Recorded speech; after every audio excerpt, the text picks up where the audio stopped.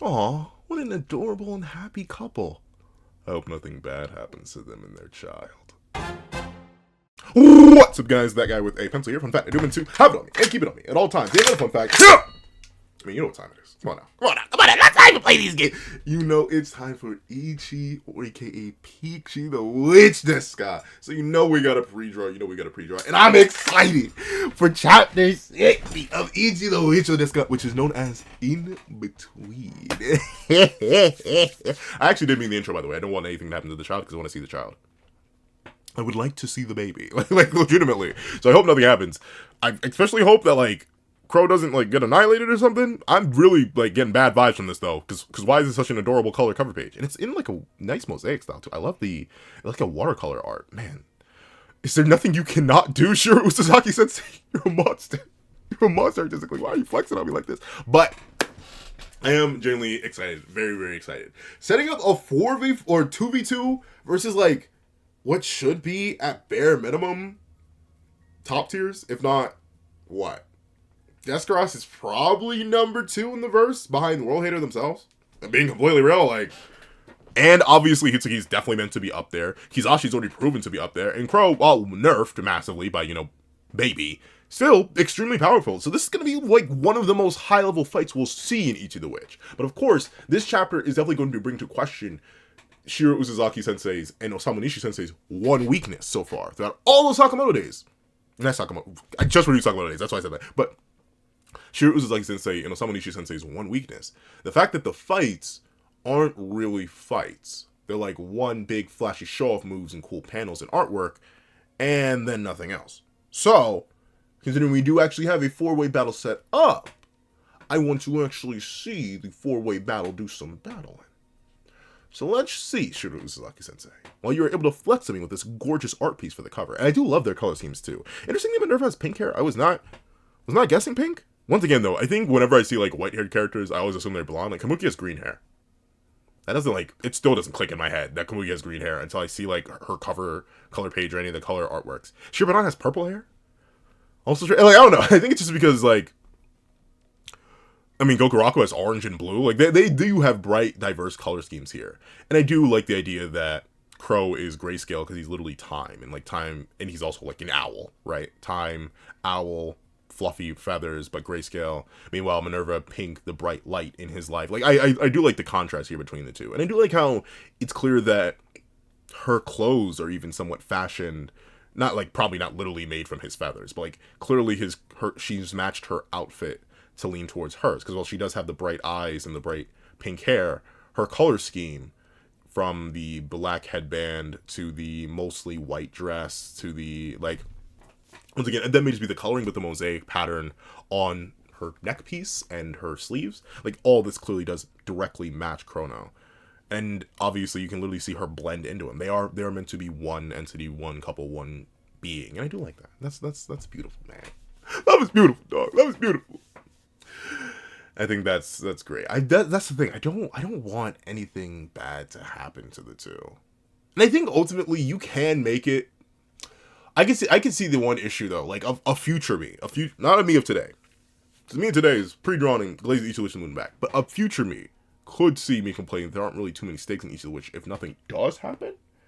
But at the same time, we are still early into the narrative, weirdly enough. Once again, Ichi the Witch could easily be a 600 chapter manga and I wouldn't even blink at it. So I don't know. We'll see. But let's not waste any more time. Let's hop right into the 60th hunt. Chapter 60 of Ichi the Witch Deska, In Between. Oh, alright. So we're offing, but now we're chilling. Alright. Okay, let's play! Right now, this instant! How old is Kizashi? I actually can't tell. Obviously we saw him manifest as Baby, but he's been haunting these seas for a while. So he's probably just very, very old, but he just hasn't, mentally aged much. But I guess, that's the thing. If you're immortal, what is your incentive to mentally age? I've mentally aged a lot in comparison to me from, 10 years ago. Because me from 10 years ago is a completely physically different person. But, Monstrix don't. They age, but they don't age, right? Crow's implied to be really, really old. Uro's implied to be giga old, but we see a flashback and he looks exactly the same. It's like, if you don't have any, like, biological or external stimulus to change, I guess you really wouldn't. So it explains why he's so focused on, like, playing and is just very generally childish, because he hasn't really any motive to. Which is why I'm still very interested in seeing the whole 7 stars thing. I want to know how did that happen? Why do you even believe in that? Why do you want to destroy everything if once everything's destroyed, you don't have anything to play with? Let's see. Okay, let's play right now, this instant. He's gonna be like, we'll play by booming them. Let's see. I'm always super duper I'm always super duper extra double, no triple happy to play with Chrono. Oh. Interesting. So, Kizashi, it's clear, like, not only is he the most childish of this group, despite probably being the 3rd oldest? I'm assuming Chrono's older, I'm assuming Hitsugi's older, but Deskros has to be younger. Like, I don't know. I played Deskros, like, mid-20s, mid-20s the youngest, probably, or, like, really early 20s. Like, the youngest she could probably be is, like, 21. And, like, the oldest she could probably be is, like, mid-30s, maybe 40s. I don't know, maybe. But, like, I really don't think Deskros or Togais, or, like, any of the major cast we've seen is that old. Like, I think the only older human character we've seen is, like, Gokuraku's father, and the one witch that I think was just called, like, the evil witch. like legit, I think those are the only 2, like, older characters. Like, maybe Monogold is, like, late 20s, early 30s. Like, I don't know. But that's just based on how the characters are drawn. But relatively, it's clear that he is the most childish of this crew. But at the same time, note just the jingling of the bell on the World Hater's staff was enough to have him, like, had him seize up. So that's interesting. Maybe he can become friends with the World Hater, because, like, that, maybe funnily enough, he may have had an Ichi-esque reaction to the World Hater, where, like, he met him, wanted to fight him at first, the World Hater was like, you want to do what? And then Kizashi felt like a fundamental fear for his existence that he never felt before, and he's like, I will serve you immediately. Because it's interesting, why else would he have this reaction to this? Because especially the World Hater's not here, it's just his staff. Let's see. Now, Kizashi, slow down for a second. Oh, Hitsugi! See, he seems so excited to see him, but it looked like he was fearful for a second there. Let's see. It's not every day that we have such an entertaining group in one place. If I may, allow me to provide a minor diversion. Deskros sliced him in half again. Thanks, Domo. Or, like, rip his tongue out. Though it is very interesting. He must have to go into this form. One, because it's probably just easier to draw this Leo Campus form.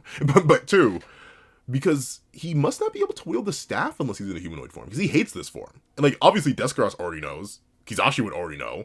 Crow doesn't need to be deceived. So I wonder why he's taking on this human form unless it comes with the prerequisite that he can't hold the staff.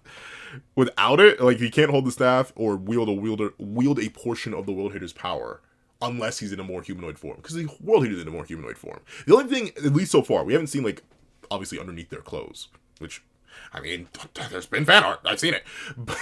Not against my will. But we've seen the World Hater's feet. They're goat feet. So I've seen some people draw him shirtless, and, like, he's just, like he's essentially a satyr, right? That's kind of how I've seen him, right? The fan art that I've seen is, like, the World Hater essentially being a satyr, right? Upper body, entirely human. No horns, though. He doesn't have horns. But upper body, entirely human, but his legs are goat legs. From, like, I'm talking, like, Percy Jackson goat legs. All the lower body's completely covered in fur. Just think of, like, Grover. How he was typically drawn in, like, fan art and then official art after, like, the new artists for the Rick Riordan series. Like, typically how Gothar is drawn and how satyrs are drawn in that universe. How Pan is typically depicted. I've seen a lot of that for the World Hater in terms of the fan art. So it's interesting that he has to take on such a human form. You think, like, maybe he'd go, like, halfway there in the way that a lot of the World Haters interpreted. World Hater's half goat, half man, at least in terms of appearance. That maybe Hitsugi would go, like, half Leo Campus, half human. Maybe, like, a more centaur appearance. He has a long neck. I don't know. Let's see. If I may, allow me to provide a minor diversion. Oh, interesting. Ah, okay. So that's unique. All right. So he's the one who summoned. So those skeletons from last chapter were actually literal. They were real. But this is seemingly not an application of his alpha ability. This just seems to be determination over the dead, I'm guessing. Let's see. Huh? But like, shouldn't y'all know this is gonna happen? Let's see. Yo ho, a curse upon the living. We are the lost, sleeping beneath the waves. Our regret, swirling like a whirlpool, seeks release. Yo ho, a curse upon the living. Yo ho, death to all life. Okay. Very interesting. Once again, he's doing this through the same tongue thing. He's not using alpha, though. But I suppose that is interesting, right?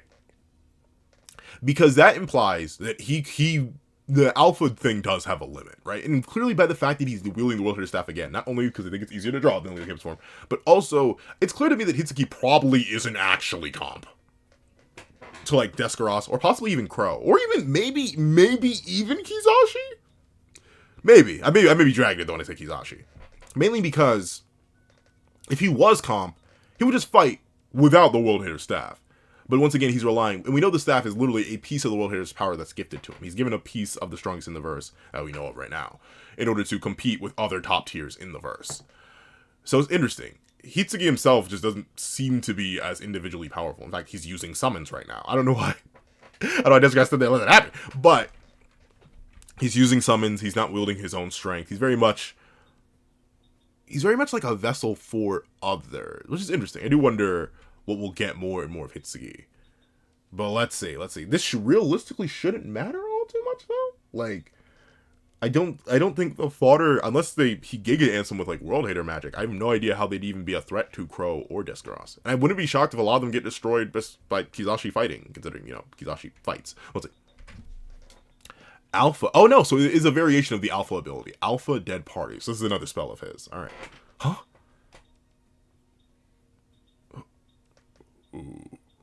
Who are they? Oh, the humans from all the ships I sank. You brought them back, Hitsuki. Neat. But like, shouldn't they attack Kizashi? Like, why would they? I mean, presumably he's under control, right? Like they're all under Hitsuki's control. So I'm assuming that's why they wouldn't attack Kizashi. But like, why would they attack Descaros? In fact, Descaros, boom, just because it's not great. But Descaros, none of them are alive or human anymore. Boom! Like, boom! Let's see. A lovely little diversion, isn't it? Particularly for you, human. You're a twisted piece of work. You know that. What? I presume he does. I presume he definitely knows that. Let's see. But the one I really wanted to show this to. Crow? Oh, there we go. And interesting. So he calls him. So yeah. Obviously, Alpha does not work, or at least the Alpha control spell or reflection spell does not work on higher tier Majiks, right? Like any seemingly epic tier class are just entirely immune because he doesn't use it on Kizashi. But then again, Kizashi is an ally right now, and he doesn't use it on Crow. And he even refers to Crow because, as he says, but the one I really wanted to show this to was you, Lord Chrono Weaver. Why? What do you think of these humans? Look at them. Ah, okay. So he's going to play on the idea that this will happen to Minerva eventually, right? Like, ultimately, she'll be nothing but a decayed mass of bones and stuff like that. Even so, I don't think rage baiting him is the best. Like, maybe it's an attempt to break his resolve, but, like, I don't think rage baiting the Time Master is a good thing to do. If anything, you're gonna mental amp him, not mental nerf him. If I had to guess Hitsuki's angle here, right? Playing at, like, the weakness of humans, their temporality, and how they just don't really compare to Majiks, right? If I had to hazard a guess, right? I mean, it would explain why Minerva and Crow are on the cover. Let's see. Aren't they pitiable? Oh, yeah, he's going straight for this. Oh, but it looks like Chrono does agree. Aren't they pitiable? Humans are frail, short-lived. No matter how they cry out and resist, they die so easily by the merest of a Majik's games. And yet you fell for one. But, and like, this goes back into a question I always wonder, right? Like, and obviously it's never, at least as far as I know, it'll never be a thing. But, immortality. the idea of it. Or no, not necessarily immortality. Because I've gone into the whole immortality thing before, where like I would have want unlimited immortality, like I want to live like a certain number of years, but I can be completely indestructible and will always regenerate within a time period. Yeah, I've done that before. Very specifically, the idea of, does life only have meaning? Does anything only have meaning because everything is finite? Right? Like, does the universe lose a bit of meaning if it's infinite? Would life lose all meaning if it was infinite and you couldn't perish? Would anything matter, right? Because ultimately we judge a lot of things, or like we give value to a lot of things by their scarcity, right? Why is gold so heavily valued? Diamonds, this, that, and the third. At the end of the day, they're pretty rocks. Pretty rocks with purpose, right? But like, pretty rocks. But what matters is their scarcity. We don't value dirt super duper high. I don't know about you, but I've driven past places under construction and they have like literal piles of free dirt, and or like just you can go out and you can touch grass, right? Like, we don't highly value grass, but we do highly value certain crops. But even then, certain crops that are more common than others, we value at less, right? Or even same case for fish, right? Like lobster are a lot more expensive. Sea scallops are more expensive because of their scarcity in comparison to things like shrimp, even though shrimp are also very expensive now. Like there's this ever-evolving idea of like value, but notably it's always based on scarcity and the limit of it. So if you were to remove the limit from something, would all of its value suddenly vanish? Right? Like, obviously I've talked before about the idea of just me becoming immortal, and like I wouldn't really like that, and I would at least want like one other immortal, or like the ability to produce immortal kids. Like, we could all struggle together, we shall go together type beat. But at the same time, if everyone were made immortal, if I could snap my fingers right now, and then everyone on this planet will now, no matter what, you could literally throw them into the sun and they'll just crawl out of it eventually, would life spontaneously have no value? I don't think so. I think if anything, it would change what we would view as life. Like, sorry about that. Excuse me. But it would change how we view life and its value. But I think if anything, it would liberate us in many different ways, right? Like, I work as hard as I do and as consistently as I do to do as much as I do within the limited time I have, because I have a limited time, right? But if I did have all the time in the world to see the world, I would relax more. I would reflect more. I'd probably do other things. I would pursue other passions. I wouldn't worry so much about the idea of it, because ultimately, if you trace back almost everything, right? I work so I can afford a place to stay. I need a place to stay so I can hold the food. I need food in order to make sure I survive. I need to drink water to make sure I survive. Why? Because I don't want to die. So if you remove that endpoint, if you remove death, then it does fundamentally restructure everything, because everything almost exists as a fear of death. Or imprisonment. Imprisonment would suck if everyone was immortal, but like, especially just like life would be restructured. But I don't think it loses value. And I think ultimately, in the case of like Hitsugi and presumably just Hitsugi, right? Because World Hater wants to destroy everything. So once again, I'm very interested to learn more about the 7 stars and like why they follow the World Hater. Because it doesn't seem like he wants to spare them, but we just don't know enough yet. But very specifically, it's the idea of, we have eternal life, endless value. So why should we care about things that have minimal life, no value? But then it comes to the idea of the immortal and the unimmortal, right? Or the immortal and the mortal. And why it is that temporary moment, that piece of existence that gives even more value, right? For our perspective, right? We aren't actually immortal, but for anyone who has ever owned like a pet, they don't live as long as we, unless you own like a tortoise. Your tortoise will outlive you. Your tortoise will, you may have a tortoise that you got that existed before you and will probably live after you. But with rare exception, right? Pets don't really make it beyond like, what's the long, like, I don't know if the longest lived dog lives like 25 years. And now with new human life expectancy, where before that would have been actually close enough that you could have like been born alongside a dog and then lived as long as the dog's life expectancy was like 20 or 30. Now you can live out the entire lifespan of a species and just keep on going because you're longer lived. But ultimately, that doesn't mean that just because we have more life, we have more value, quote unquote. We are immortal in the eyes of a dog. That a dog doesn't have value because of its temporality, because they die easier, because they're short-lived. Like that, I don't think that makes much sense as an argument, even with us being mortals in a world with other lesser lived mortals. Everything still has value, even when it is temporary. And once again, going back to the scarcity idea, because something is temporary and doesn't last forever, it somehow, not even somehow, it just has more value because there isn't enough of it. So yeah, I'm not shocked that Chrono, an immortal, undying control over time as being, finds one person that actually makes him happy, that does have that frailty, and then wants to dedicate everything to her, and is even willing to change the laws and break the laws of reality for her, because there's value there.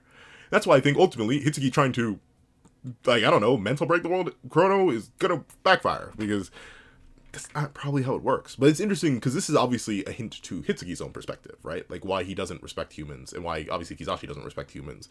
But until we get more context for the World Hater, he's gonna bully you too. Let's see. Humans are weak creatures. If you want one for a partner, you'll have to protect it well.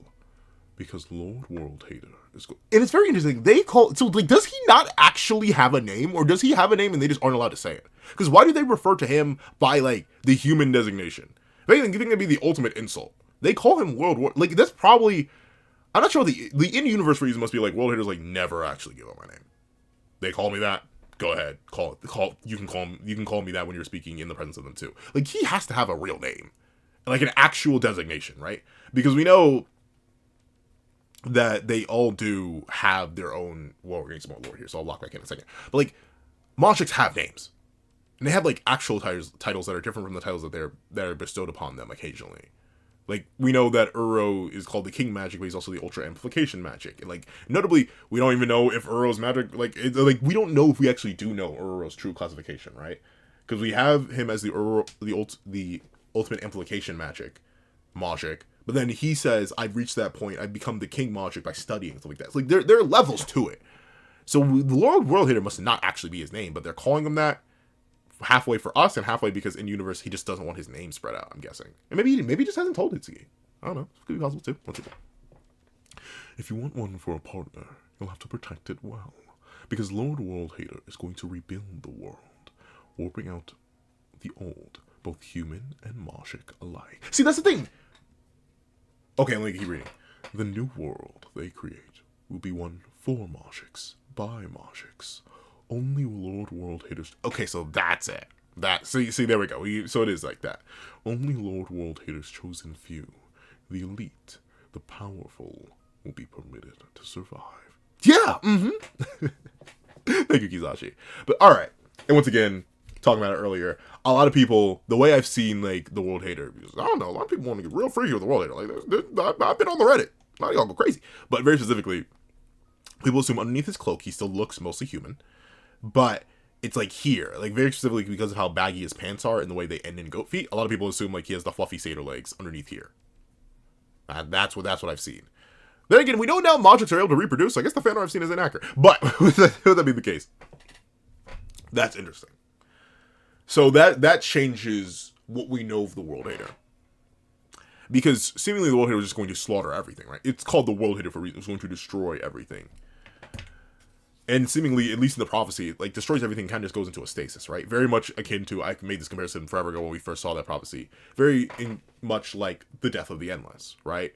In DC Comics, where ultimately it destroys everything, everything dies, and then just closes the door in the universe and then leaves and goes somewhere. I mean, the World Hater seems to just enter a stasis, like, sits down in that image we saw and just, like, essentially turns off like a machine.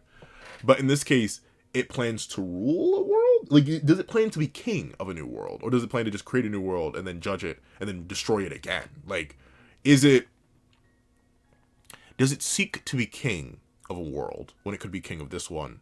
Or does it seek to simply create a new world? And once again, going with the idea of, funnily enough, we talked about this on stream. That guy, the controller, I stream every Friday at 8 p.m. if you ever do want to come through and check that out. We had a discussion about Ichithewitch, and very specifically, like, how the World Hater obviously does give off Final Antagonist vibes, yet at the same time doesn't. Like, it feels like we're building up to fighting a deity in this universe, and ultimately how I kind of didn't really like the idea of fighting deities.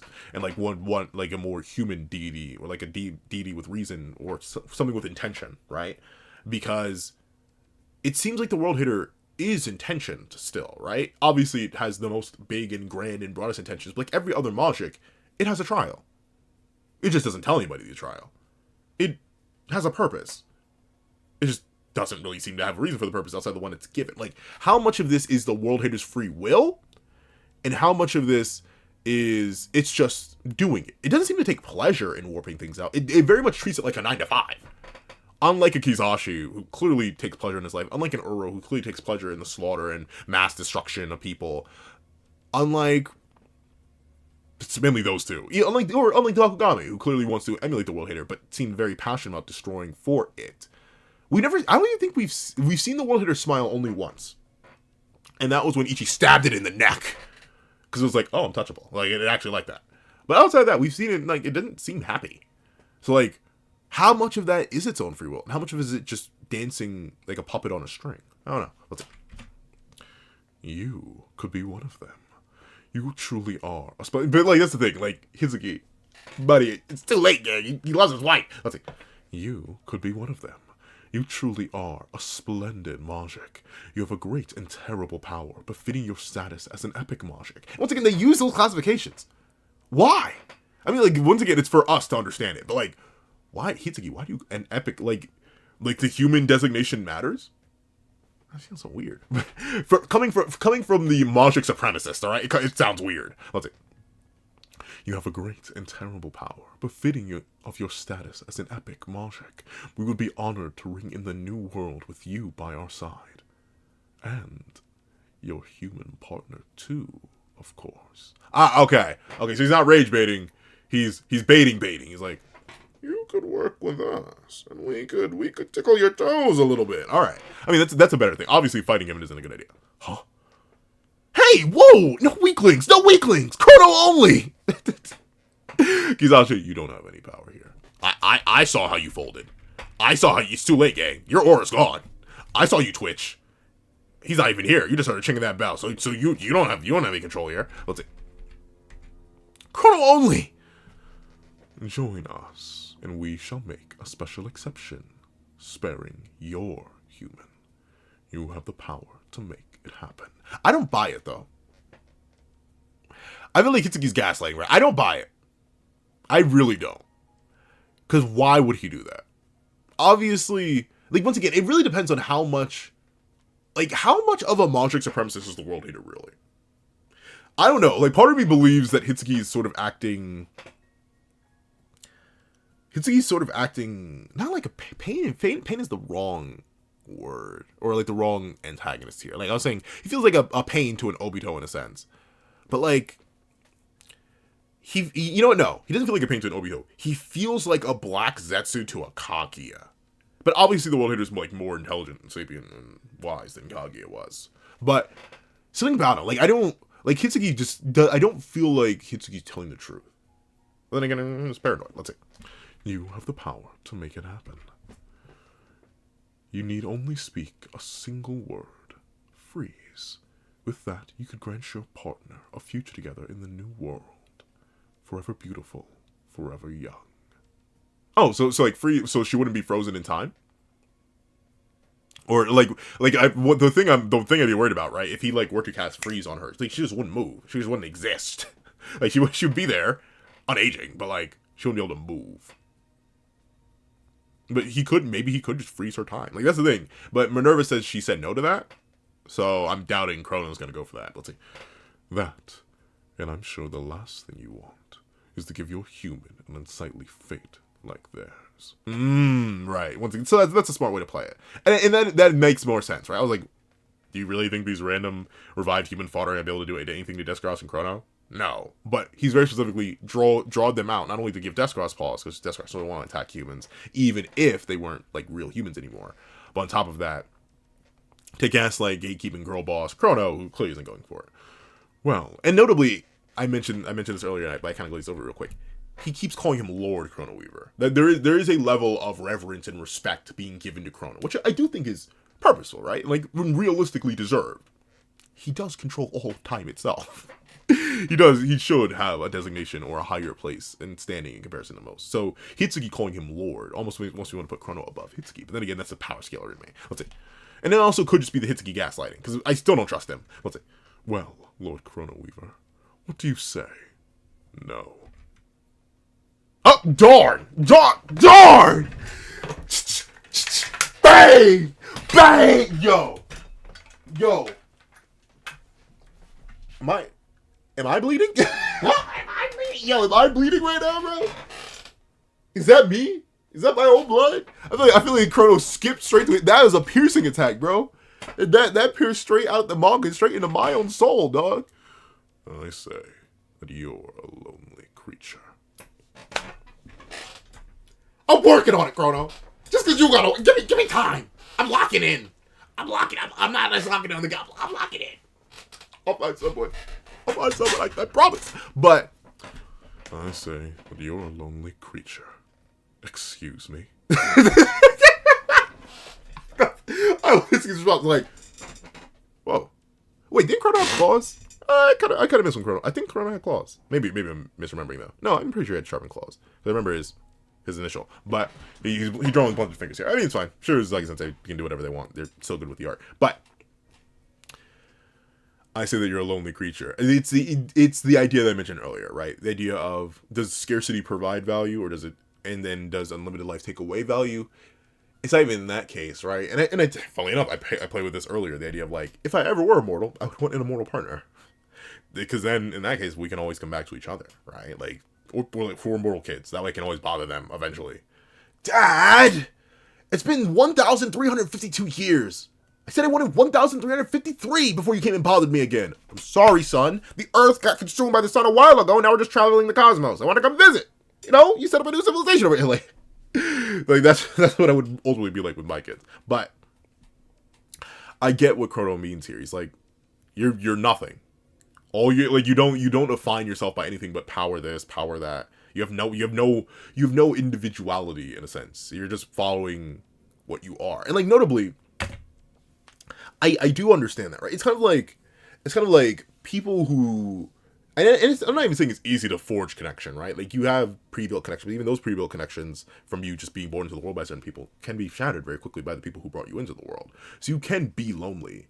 And sometimes when you are lonely and you struggle to connect with other people, you do find your ways to make your own self-definition, right? Like, notably though, I just know for a fact it's not canon. Like, I had thoughts that I was once lonely. Really, I never was. Never was. I always had at least a friend, and then multiple upon multiple upon multiple. But I know people who only have their, well, me, in terms of some of them. Like, in terms of my friends that supposedly only have their job, they have me, and like the rest of the friend group. But I know some people who go to work, do work, go to sleep, get up, do work, and then just kind of like sit around all weekend. They don't do anything. And that's fine. They're okay with that. But they're lonely. And I feel bad for them whenever they tell me that. But then again, if you don't seek it, you don't get it, right? Like, and at the same time, if you're comfortable with that, you're comfortable with that. I'm not saying that's a bad thing. It's not even, like, notably, it's not even wrong to be lonely. But I understand why Chrono in particular has this critique here. Because there are people who only define themselves by their job, or only define themselves by the pursuit of strength, right? Some people that you just see in the gym, and they do that only, and they train, and that's fine. You can still do that. But in this case, Chrono says, you're a lonely creature. And he means that, probably, funnily enough, he finds, as Hitsuki said, aren't they pitiable? He finds Hitsuki pitiable. He's like, you have nothing. You are defined by nothing but your power, which you don't even truly wield upon your own, as you wield that staff. And you essentially are looking at the boots of someone greater only because you have no way to define yourself because you are alone. So that's a rough thing. And also, again, that does make me question, like, what is Hitsuki's purpose? Like, what is his trial? I don't know. Let's see. Excuse me. All right, let's see. Pick. Oh. All right. All the different humans. Man, sure was Uzaki Sensei. Oh, interesting. So he's not throwing them. He just sealed all of them? Shink. Descaros, please, attack somebody. Return to your natural time and sleep. Aw. Oh, so essentially, he freed their trapped soul. Up, skip. Alright, so he picked and then he skipped. Alright, interesting. So it is different motions of the hands that mean different things. So this is the pick. This is seemingly skip. And by skipping them, he essentially... So, interesting. So Alpha, what was it called? Alpha Dead Party. So he essentially revived some of them, but not all of them. So he does seem to have some dominion over life. I'm not sure. I should have done research on what like Aleocampus means mythologically, like what their dominion was, because I have no clue, or like what they existed around. Because I'm assuming that has something to do with Hitsuki, like the whole alpha ability. I know like Aleocampus includes Leo, which is like a lion, and like lion king, but I don't know. Let's see. Skip. All right. Huh? He fast forwarded the zombies' time until they disintegrated. Oh, I thought he. Darn. Yeah, Chrono's, and he's nerfed right now. He's nerfed right now. I mean, I get their zombie, they random fodder zombie, but still, he's nerfed right now, and he just erased them out of existence by fast forwarding their time until they were nothing. That's kind of insane. But it makes sense. Complete dominion over time, it is. Let's see. Until they disintegrated. You are correct. To me, humans emerge from nothing and return to it in the blink of an eye. They are trivial, insignificant beings. But yeah, there it is. It's the idea of scarcity and limits providing more value than mortality ever could. I don't know. The thing is, though, if someone was like, you want to test that? And I'd be like, me alone? And they're like, yeah, you alone. You want to live forever and see how that feels? I'd be like, nah. Which is funny, because like young me, you asked me, man, I'm so old. You asked me 15 years ago, I'd be like, immortality, yeah! Give that to me now! But like, as I've grown older, as my body's like changed and gotten wild, like I feel cold now. Young me never felt cold, but like as I've grown older now, I'm like, no, I wouldn't really want immortality. But I think it's because I thought about the existential horrors of immortality more than I thought of the fun of it. Let's see. But in their fleeting days, they can fit a staggering amount of beauty.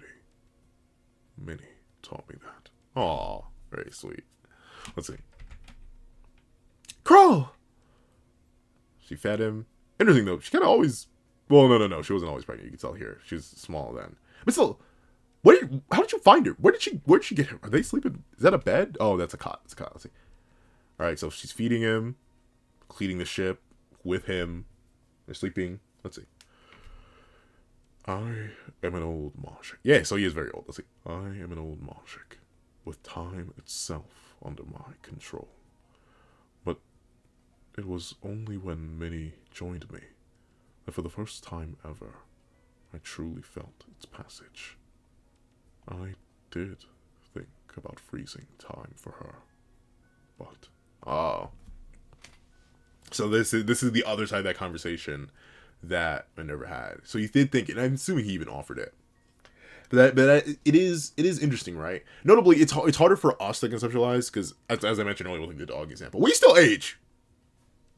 Like you still feel like, I don't know. Even as I've got, like, I'm gonna make a bold statement. Who knows? Maybe a past me will teleport from the past and beat the taste out of me for saying this. I think I'm currently the strongest I've ever been because I've been consistently going to the gym for over a year now. And like I can move things that I couldn't move before. Things are real light. I shut it off before. Like I can even like kind of sort of two-handed wield that Buster Sword back there that's straight pure metal. She couldn't have done that before. It was a struggle to even lift the darn thing.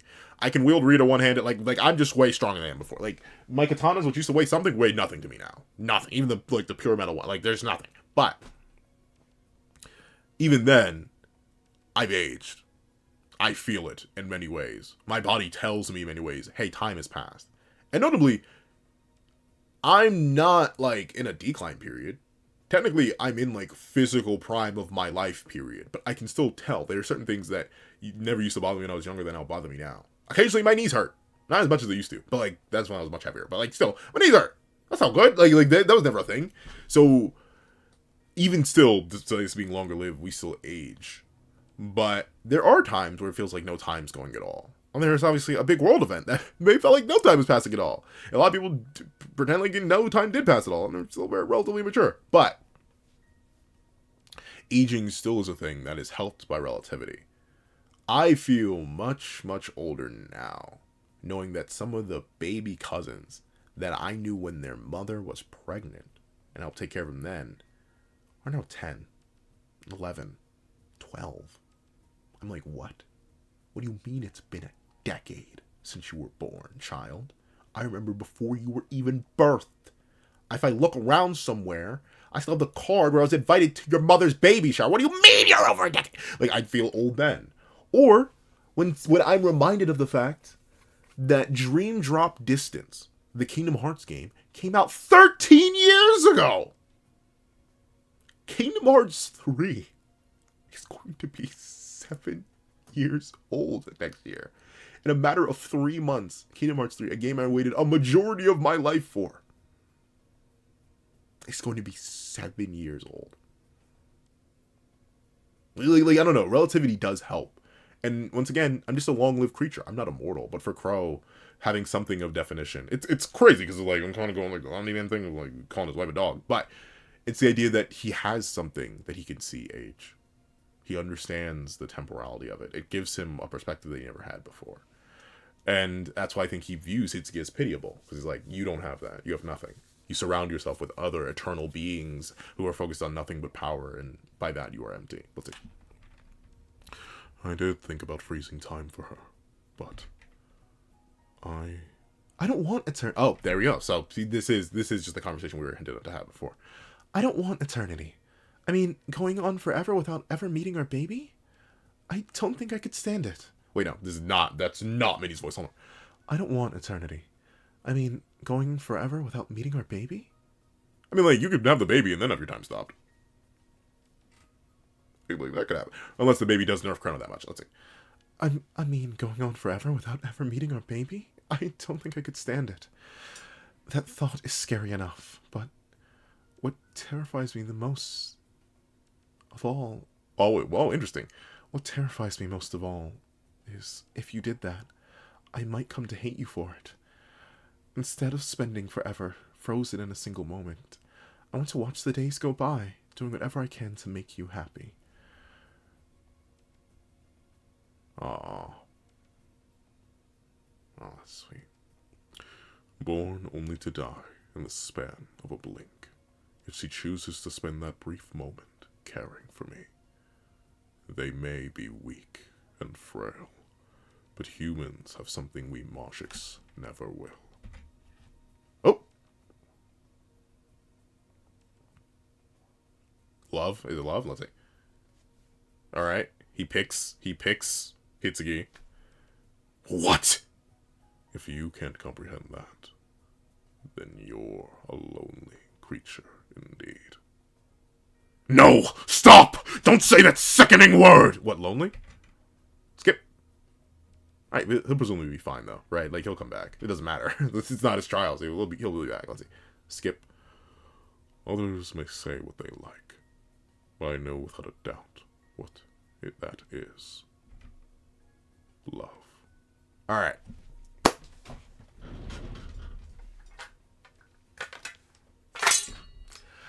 Here's the thing, though. Here's the thing. I'm gonna wiggle my toes. I'm gonna wiggle my feet. I'm gonna be. I mean, to be fair, fight can still happen next chapter. But we still have the same problem. I said it all the way back at the beginning of the review. We still have the same problem. Although, actually, one before I go into the recap and say why I think the chapter's worthy. Obviously, you can tell why I think it's worthy. You're gonna understand. But note how the World Hater seems to transcend time. Because note how their staff wasn't aged a second. Entirely untouched.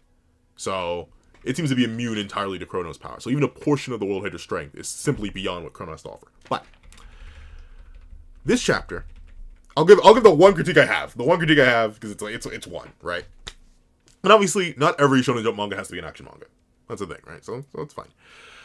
But this wasn't a fight. this wasn't even a fight at all. It was a debate of philosophy, right?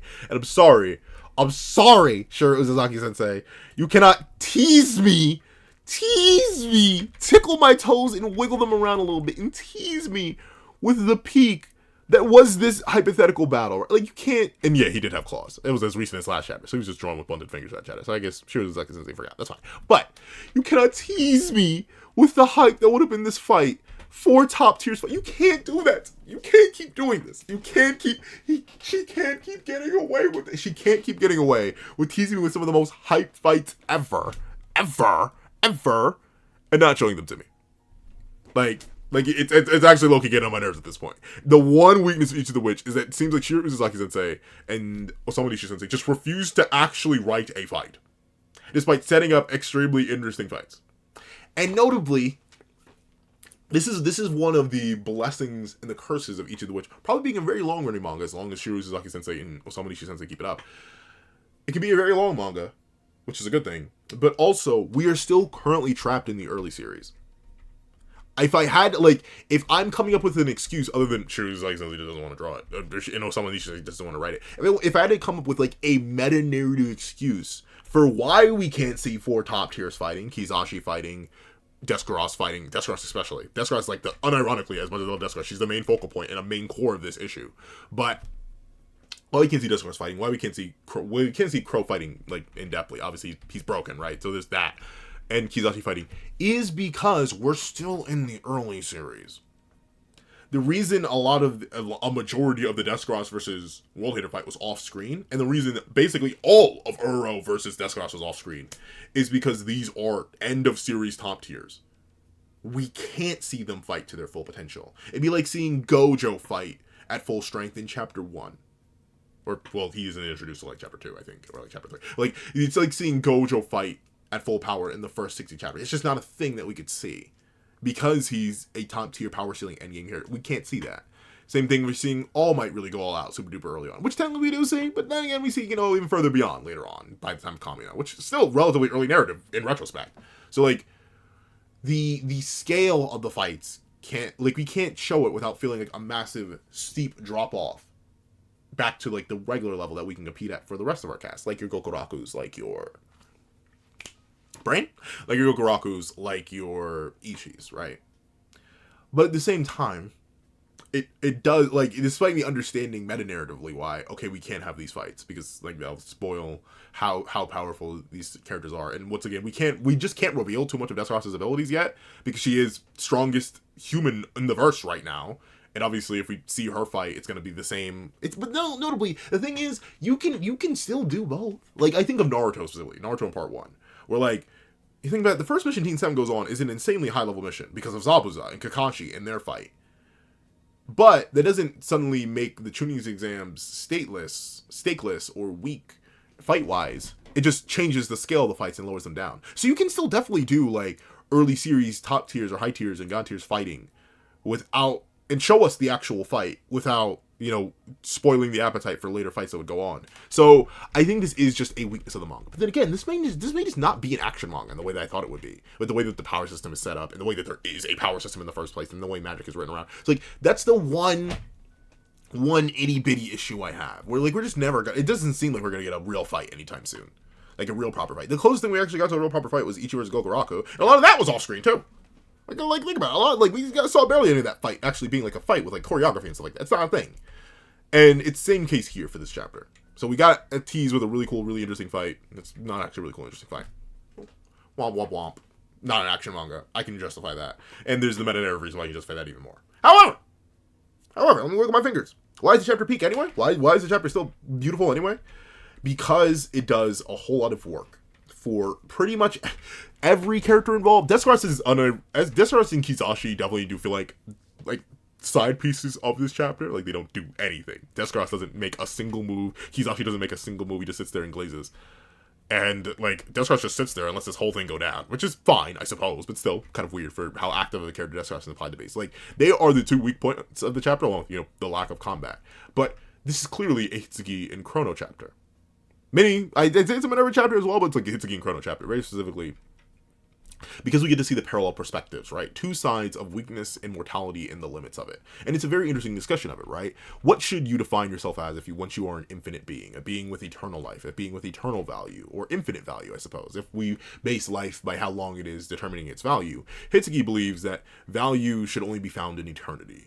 If something is not eternal, then it is weak, and if it is weak, it must go. We can make exceptions for the strong if they care for the weak, but that's only when they make the weak the strong. A single word, freeze, grant a partner a future together in the new world, forever beautiful, forever young. That idea of eternity is very focused on Hitsugi. But notably, obviously, what I like about this chapter and why it's still peak, even though the fight is not fighting, it's because Chrono brings the other side of it. The beauty of that infinitesimal existence, the speck, less than a blink of an eye. He's a truly old Majik, and he found love, he found connection in that temporality. And I think that consistent debate, even if it does end in a, it's a bit of a corny way, the idea that, well, there's one thing humans have that Majik don't, love, that still is to a degree true. We see that difference between the World Hater and obviously Kizashi and Hitsuki. They're all lonely creatures in a sense. The World Hater doesn't seem happy. Hitsuki seems happy serving the World Hater, but even then, they may just be dancing along because they themselves don't seem to be that strong. They're clearly relying on the World Hater's powers and some of their own unique alpha abilities, but still, they are not clearly that powerful of Majik on their own. They're bootlicking, essentially, because they're lonely. They don't have genuine connection. Kizashi is the same thing. He's been looking for genuine connection because he's so strong and eternal, but instead of lowering, quote-unquote, lowering himself to the levels of humans to just bond and interact with them, he just destroys them infinitely because they're weak and they don't have any value. So Kizashi, Hitsuki, the World Hater are possibly 2 of our 7 stars, and let's see, the thing is 7 stars. I'd say like the black hole at the center of their galaxy, which is the World Hater, they're all lonely. And they don't know love because they don't have the ability. They have the ability, but they don't choose to pursue it. And that's the thing. It's why I do disagree with Chrono's final statement, but I think it's purposeful that I disagree with Chrono's final statement. I think it's intentional, right? The idea that when he says, oh, let me see what they like. No. Where is it? But no, they may be weak and frail, but humans have something we Majiks never will. The idea that Majiks don't have love when Chrono is clearly in love is just wrong, right? I think, once again, it's just a matter of his own perspective still being too clouded, despite it being broader than it was before. And I think it's clear that one of the points of the narrative is that Majiks can find love and have love. We see this with G, Shirone, and Sammy. 2 beings clearly in love. I don't care. I've seen the fan art, and I like that. So, like, 2 beings clearly in love. We have Chrono and Minerva, clearly in love. I'm not sure Ichi's gonna come to love any of his Majik, but still, it's clear that, heck, in the fanfic, Majik clearly love and care for Deskar too. So, there is the idea that Majiks can still find love, they can still find camaraderie, they can still find connection. That's still a thing. That's what the narrative is likely going to be building to, but it's going to be, like, intergroup camaraderie. And very specifically, Majik's beginning to understand that. Do I think Uro's ever going to find love? But still, the idea, it is interesting. Though, I'm hoping we get some sort of combat. Maybe Hitsuki's gonna immediately respawn, because once again, he's not a human. He's a Majik. So he may just respawn in his like, campus form, maybe we can get a fight from there. That's all I want. Like, overall, I just need some combat. But outside of that, still, an amazing W chapter. If you made it all the way to the end of this video, please do me a favor and leave love is enough. Love is enough in the comment section down below. I want to thank you so much for watching. Please remember to leave a like, share, comment, and subscribe. And make sure to hit that little notification bell so you do not miss out on any videos that come to the channel. Also you do have a Patreon down below where you support me for as low as $1 a month. Get things like exclusive videos, early content, and more. So now become a member to the channel for as low as $3 a month to get the same perks and more. So those perks include the live reactions to the series I have to review, ad variations of all my videos, early access to all my videos, and not just early access to all videos over here, aka, like, fun fact, if you couldn't tell, I literally record all the reviews that drop on Sunday, and then just sparse them out throughout the week. They get early access to all that, and then anything that comes out later, and everything naturally gets pushed back because I high schedule out the week. But on top of that, all early reaction videos for the second, or all early videos for the second channel that got the reaction, that will be linked in the description down below. I do reaction videos over there every Saturday at 1 p.m. EST.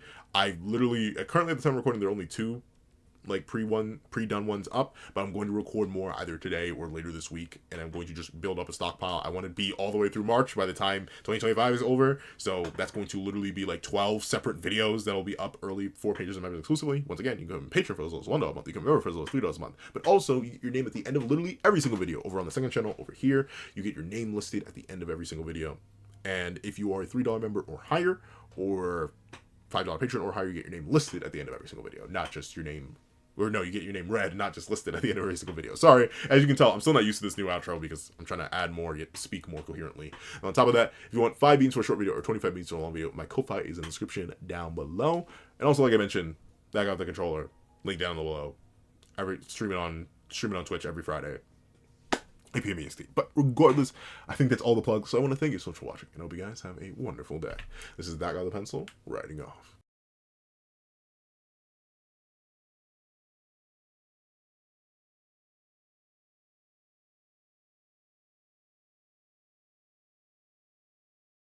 I'd like to give a thank you to our sketch tier members: Eternal Flame, Red Wolf 4765, Astro, Glacier XZ, Zera, Brandon Payne, J2MA, Gyomi, Buddha Ura, Enzo, Swift Strike, Super Flame Zero, Yuki Ally, Azo2404, Striker Man, Grim, Straw, Ollie, The Boy, Corey Watson, Damon Brown, Majik, CCC, Ramondo Furen, Dino, Axis XZ, Plant Crone, Pickle, Heath Nelson, Hector Gonzalez, P Sub, Black Sage, Zapro, Tim Thomas, Alex Kenny, Kaving, Julian Perez, Soe, Akolade Bamatunde, Union I, RXN, Nevis97, Sheesh King, Logan Guzman, Karina Hernandez, Window Life, Dead Meme, Karudir, and Reina. Then I'd like to give a thank you to Art Line Art Tier patrons, A+A, Kevin Encarnacion, Sean, Midnight Lord 21, Dread Zoen, and Norgazi Adasov. Then I'd like to give a thank you to our Ink Tier members, King RTX and Shrimpo the 4th Shrimp 06. And I'd like to give a thank you to our Digital Art Tier members, J Warrior and AZ Void. And I'd like to give a final thank you to our Colored Art Tier patrons, Walking Munoz and Walking Munoz.